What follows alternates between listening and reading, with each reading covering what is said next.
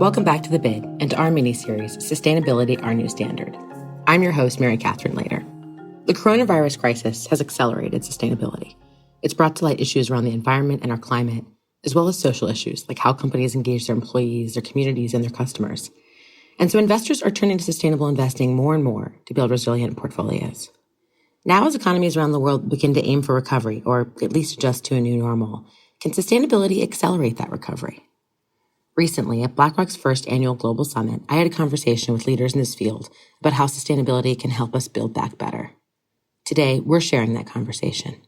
We'll hear from Mindy Lubber, CEO and President of CERES, Fiona Reynolds, CEO of the Principles for Responsible Investment, Marissa Drew, CEO of Impact Advisory and Finance for Credit Suisse, and Peter Bakker, President and CEO of the World Business Council for Sustainable Development.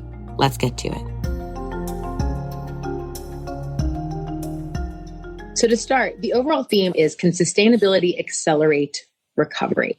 Fiona, much of your role at PRI is helping to advocate for policies with both public sector and private sector leaders. What are you doing to capture the opportunities of this crisis? Anyone who has been in doubt about sustainability issues, I now think understands the interconnectedness of issues. So I keep saying that people really can now see through COVID-19 that if you don't have healthy people and you don't have a healthier planet, you can't possibly have a healthy economy. The three things go together.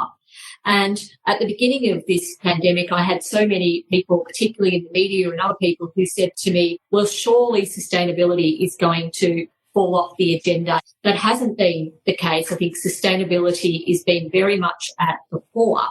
But what we need to do, making sure going forward, and just mentioning about Build Back Better, is that, with stimulus packages that are going to total somewhere between $10 and $20 trillion, really we have to think about that what we do today and tomorrow over the next couple of years is really going to shape the future of our economy, but also of society for the next decade.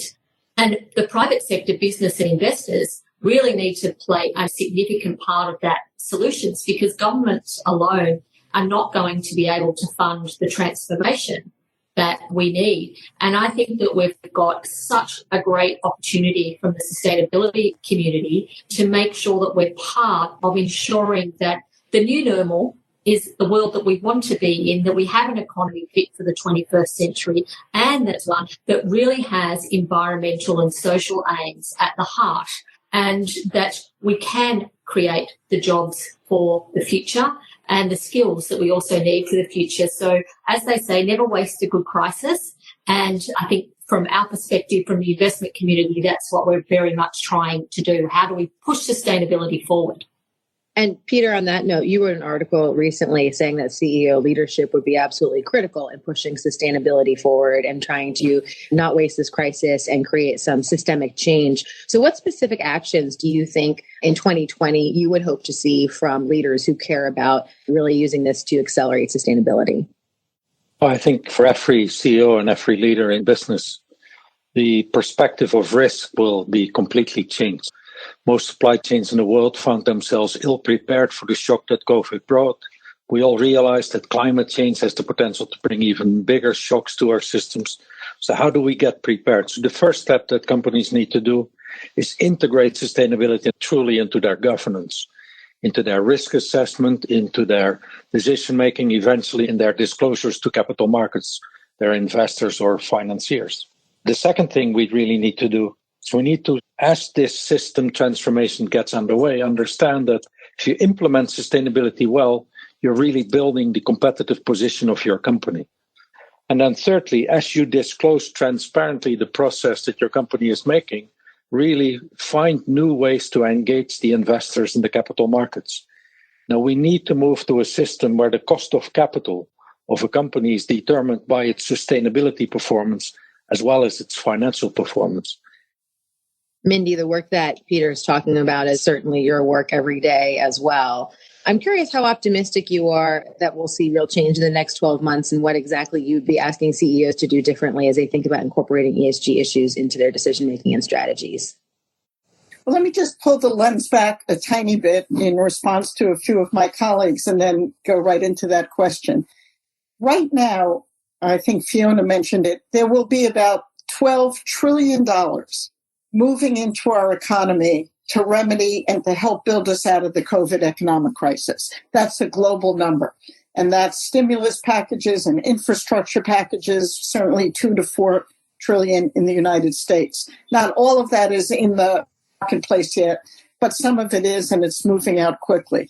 That money could be spent in one of two ways. It could move us back to a business as usual, highly fossil fuel driven economy, or it could be around a clean energy, clean transportation, start evolving us as it relates to the chemicals we use and the cement we use and the steel we use and the way we build bridges and schools and the infrastructure of electric vehicles. So to come back to what we ask of the companies we work with, we do expect integration of sustainability or ESG from the boardroom to the supply chain. We might train corporate boards, help them set goals so we get to a Paris-aligned future, that we know where we need to get. And we can't start in 2045. We need to start today. So set audacious goals for the next 20, 30 years, starting today. Apply those goals and standards to their supply chain.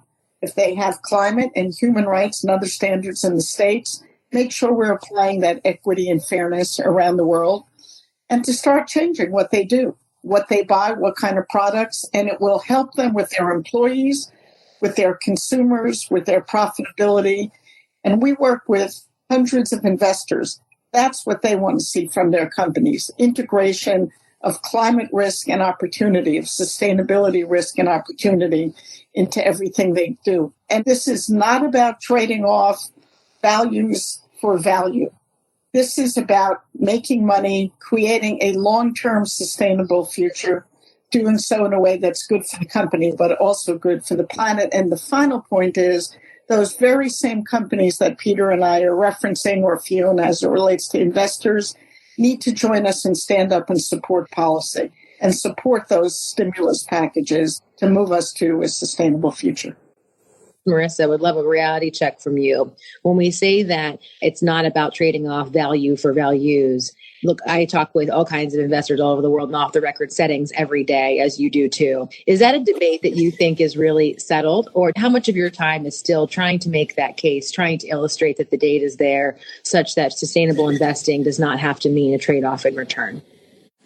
I think it depends on who my audience is. So I think the institutional community for sure now is seeing, just through the crisis alone, we see the performance.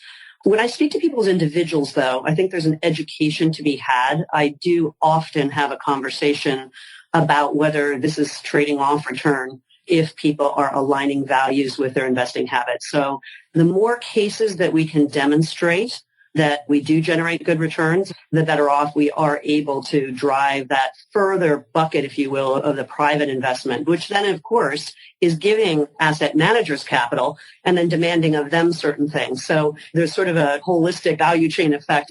When we also think about the smartest investors who have had tremendous success over decades, increasingly one by one, they're joining our party too and waving the flag and saying this is an enormous investment opportunity. Jeff Ubben at Value Act, who is relinquishing part of his old fund, jumped in.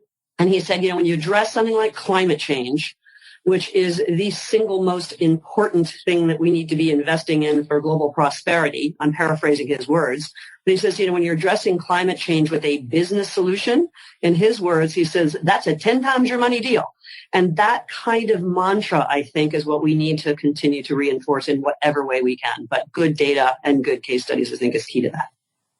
So to help quantify it's a 10 times your money deal, we still have some gaps, right? There's growing data about the potential risks of not having more sustainable strategies and investments, but still kind of quantifying even specifically climate risk is a little bit challenging and still an evolving space.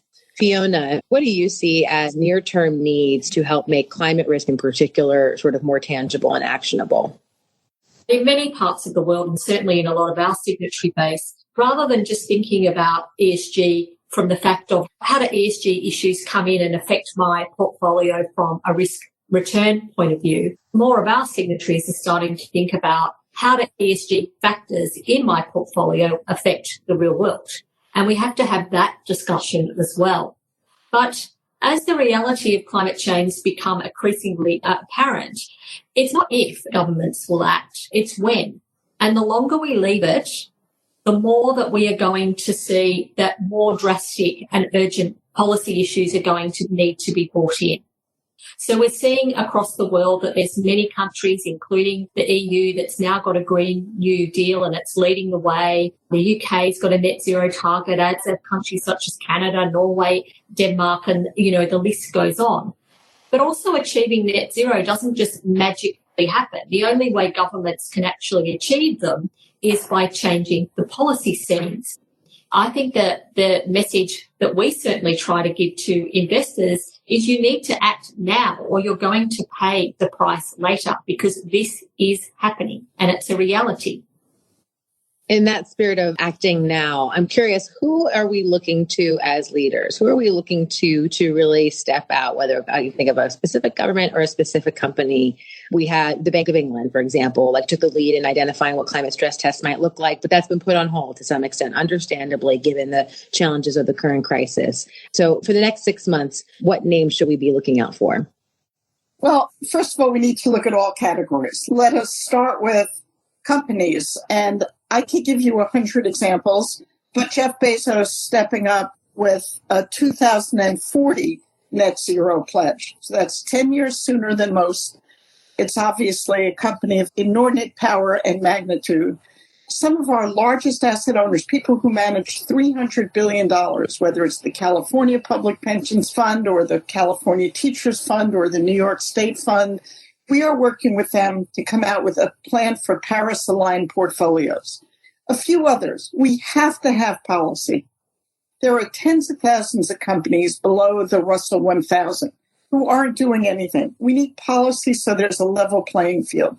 And our Federal Reserve Bank needs to follow the lead of the Bank of England.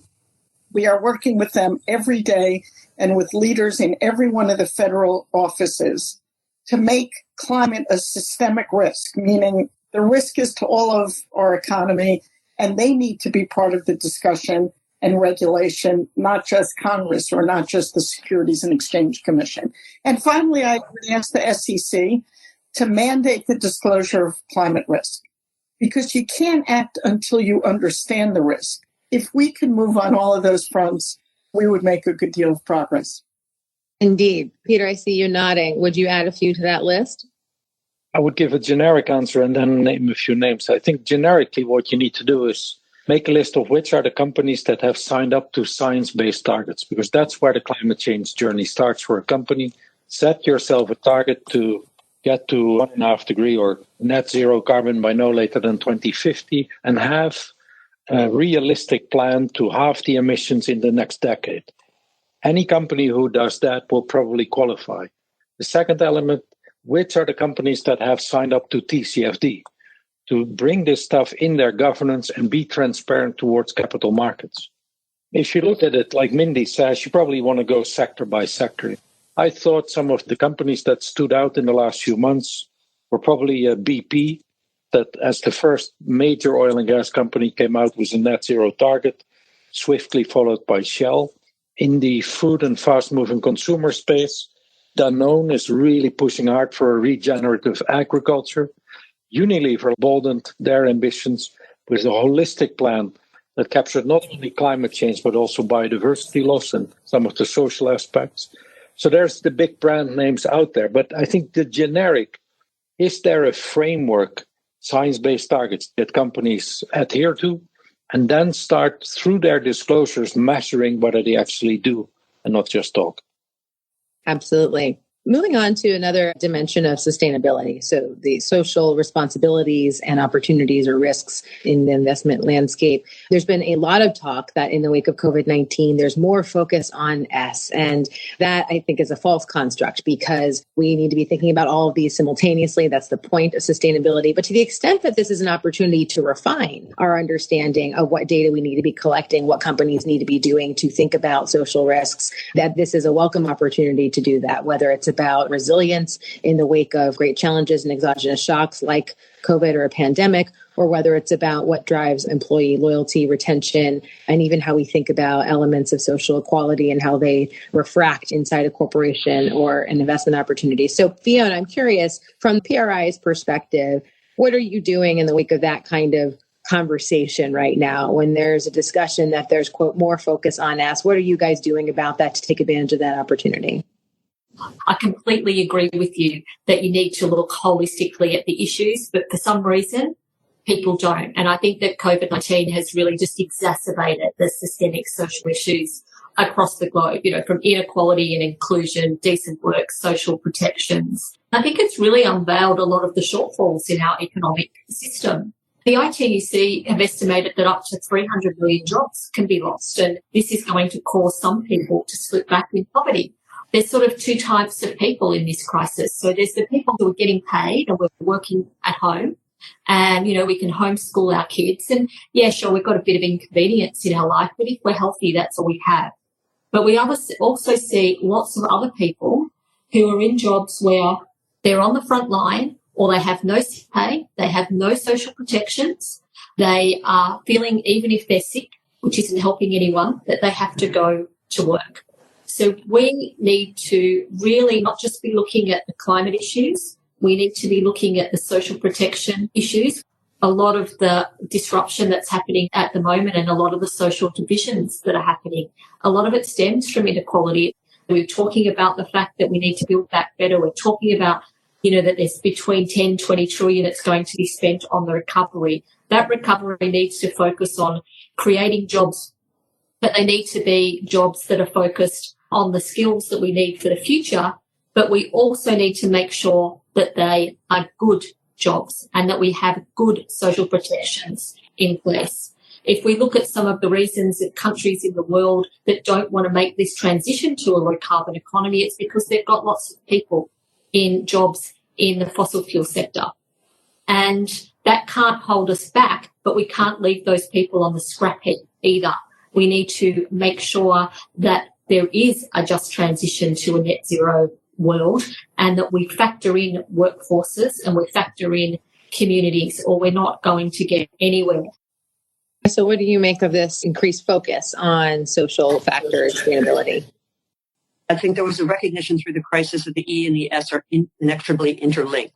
If you don't have a healthy planet, we are going to have more sickness. We are going to have more pandemics and so on. The companies, I think, that have demonstrated they've taken all of the E, S, and G into consideration, to me, are the ones that have outperformed through the crisis. Why? Because they've been more aware of the total factors.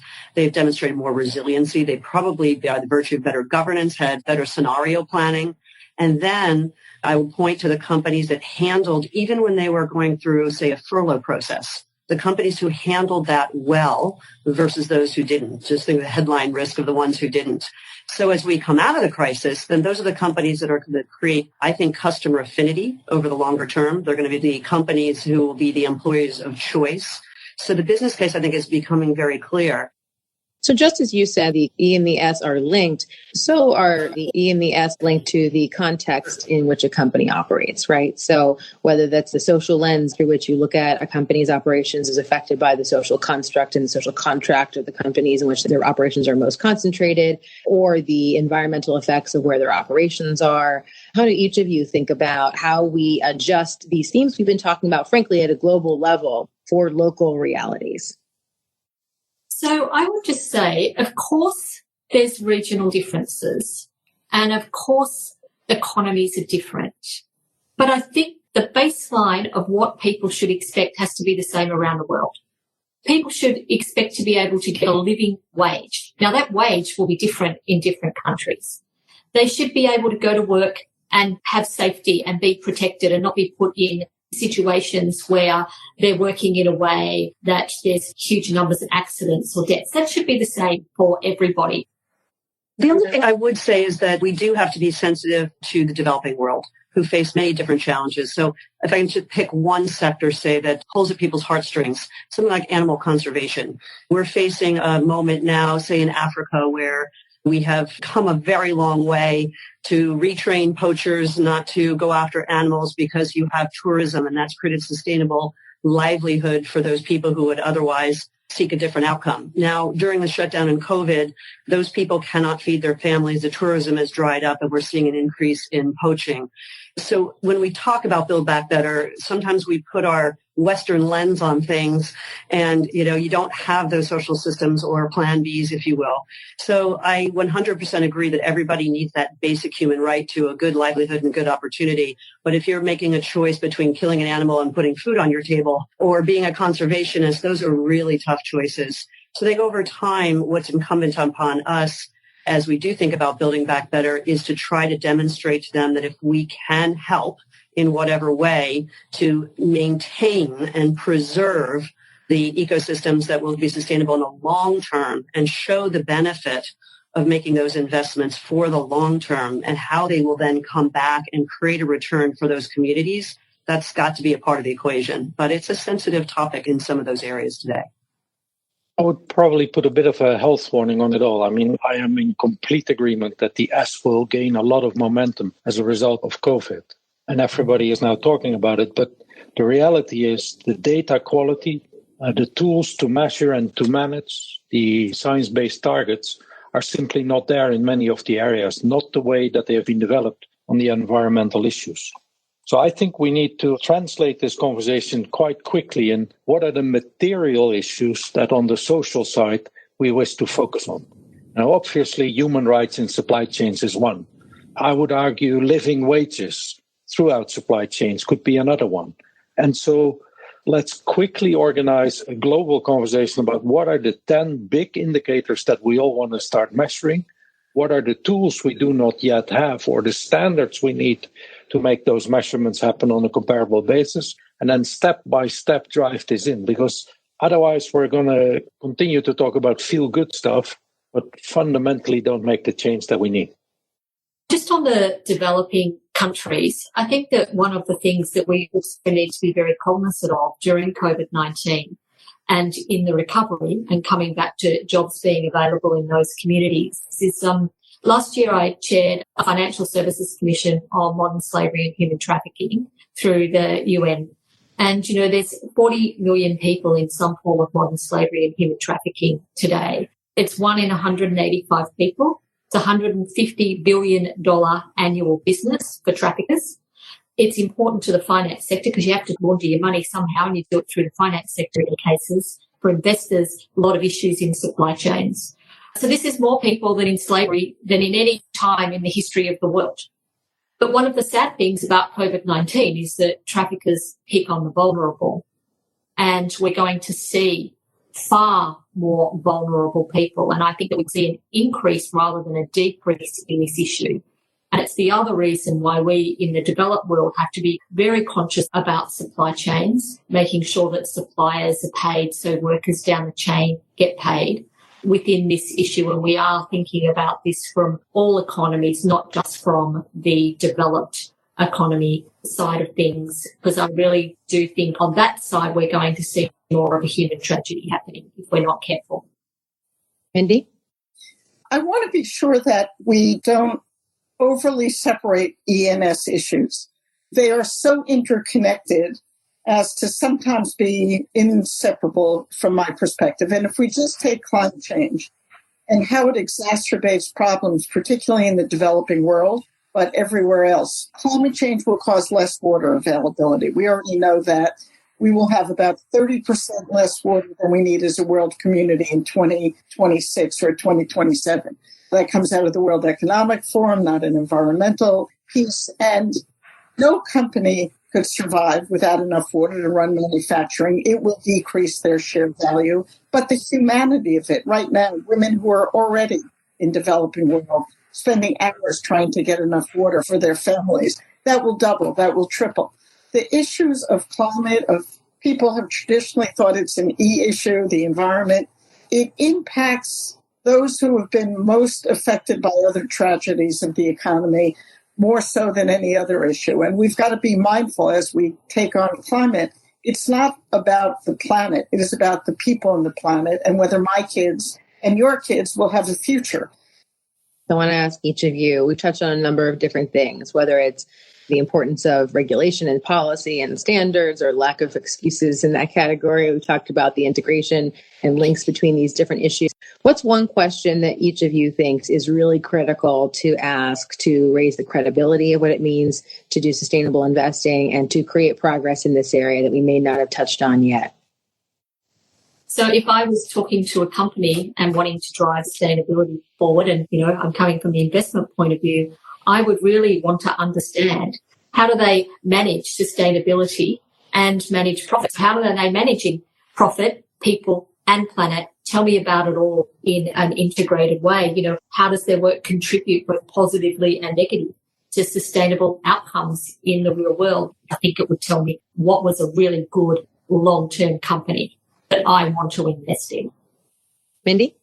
So I would ask major financial enterprises, including BlackRock, if in fact the data is clear that we're seeing no compromise in investments, if you factor in social and environmental issues, how do we move a company who's literally a trendsetter in everything? You are trendsetters, and appropriately so, from a fifth or whatever number of sustainable investing products to 50% to 70%. And how does that happen much more quickly than it might otherwise? You all have extraordinary power. I'm not putting you on the spot now, but those are the kind of questions I'm asking colleagues at all the large financial institutions. I think it's an important and fair question. We've certainly set a target of $1 trillion in 10 years, but seeing just the flows in the first quarter of this year, we have more data basically to base those goals and those targets on rather than just aspirations and hope. And I think we welcome observations and input from each of you and your organizations as you see how we and others can be doing that. Peter? I would say COVID has proven to all of us that we can radically change if the circumstances are there. So I would expect every business leader to come up with a very clear picture on what is the end state. What does Build Back Better mean for your sector, for your company? And then as an investor, I would really focus my questions. And how are you going to manage the transition? Because I think the winners and the losers are not going to be determined by figuring out that we need to electrify transport. The winners and losers will be determined who gets there first in a responsible way. And that's really where the focus now needs to shift. I would ask for our companies to be more consistent and provide more disclosure. And really, as they start to think about their transition plans, and as they start to think about integrating ESG into their operations, to really try to identify and isolate those material factors that are helping to drive their business. Because what investors are calling for is the ability to have that information so they can make informed decisions. So to me, it's a lot about the data and the disclosure. And then we add on technology, machine learning, AI. I really think we're on the cusp of being able to provide enough information so you can really pick and choose those winners. Well, thank you to each of you for sharing your perspectives, for raising those questions. And I at least am hopeful that if we were to reconvene in 6 months, much less a year from now, hopefully we'll have slightly new things to talk about, as opposed to saying the same things. It feels like we are at a turning point in terms of progress and that much broader recognition of the importance of sustainable investing. So thank you.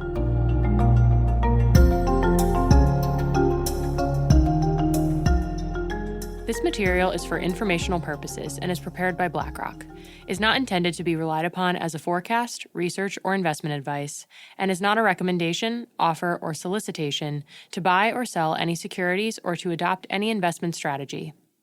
The opinions expressed are as of the date of publication and are subject to change. The information and opinions contained in this material are derived from proprietary and non-proprietary sources deemed by BlackRock to be reliable, and are not guaranteed as to accuracy or completeness. This material may contain forward-looking information that is not purely historical in nature. There is no guarantee that any forecast made will come to pass. Reliance upon information in this material is at the sole discretion of the listener. Past performance is not indicative of current or future results. This information provided is neither tax nor legal advice, and investors should consult with their own advisors before making investment decisions. The value of investments and the income from them can go down as well as up, and you may not get back the amount invested. In the US and Canada, this material is intended for public distribution. In the UK, this is issued by BlackRock Investment Management UK Limited. Authorized and regulated by the Financial Conduct Authority. Registered office, 12 Throgmorton Avenue, London, EC 2N 2DL. Telephone +44 020 7743 3000. Registered in England and Wales, number 202 0394. For your protection, telephone calls are usually recorded. BlackRock is a trading name of BlackRock Investment Management UK Limited. In Singapore, this is issued by BlackRock Singapore Limited, co-registration number 2000101443N. In Hong Kong, this material is issued by BlackRock Asset Management North Asia Limited and has not been reviewed by the Securities and Futures Commission of Hong Kong. In Australia, issued by BlackRock Investment Management Australia Limited, ABN 13 006 165 975 AFSL 230 523 BIMAL. The material provides general information only and does not take into account your individual objectives, financial situation, needs, or circumstances. In Latin America, this material is for educational purposes only and does not constitute investment advice nor an offer or solicitation to sell, or a solicitation of an offer to buy any shares of any fund. No securities regulators in Latin America have confirmed the accuracy of any information contained herein. The provision of investment management and investment advisory services is a regulated activity in Mexico, thus is subject to strict rules. For more information on the investment advisory services offered by BlackRock Mexico, please refer to the Investment Services Guide available at www.blackrock.com/mx. Copyright 2019 BlackRock Inc. All rights reserved. BlackRock is a registered trademark of BlackRock Inc. All other trademarks are those of their respective owners.